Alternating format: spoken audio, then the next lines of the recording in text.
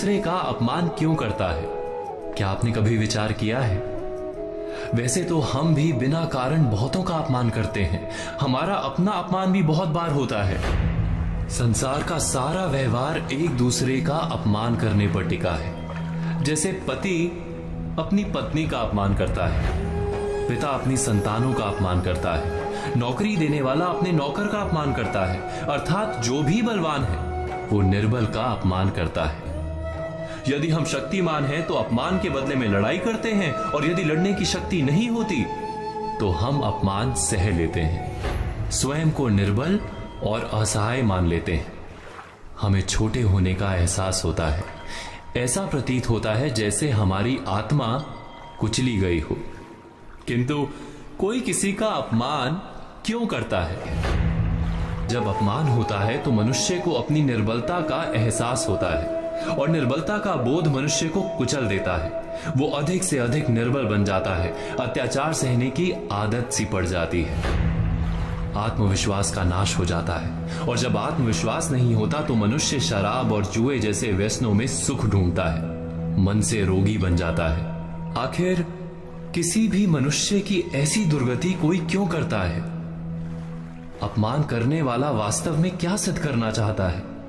कभी गहराई से विचार किया है? वास्तव में हम किसी का अपमान करते हैं उसकी निर्बलता सिद्ध करने के लिए, ये बताने के लिए कि हम अधिक शक्तिमान हैं। अर्थात वास्तव में अपमान करने वाला स्वयं अपने आप को शक्तिमान या बलवान सिद्ध करने का प्रयास कर रहा है। अपमान करने वाला हकीकत में अपनी शक्ति से आश्वस्त नहीं है, उसे अपनी शक्ति पर भरोसा नहीं है। दूसरों को चुनौती देकर वो अपनी शक्ति पर विश्वास प्राप्त करने की कोशिश करता है। क्या ये सच नहीं? जब हम किसी का अपमान करते हैं तो वास्तव में इतना ही प्रकट करते हैं कि हमें अपने बल पर भरोसा नहीं। हमें ये संसार एक अविरत संघर्ष प्रतीत होता है, कभी ना रुकने वाली एक जंग सी दिखाई देती है। हम अपने निकट आने वाले सभी को प्रतिद्वंदी मानते हैं, फिर वो पति या पत्नी ही क्यों ना हो।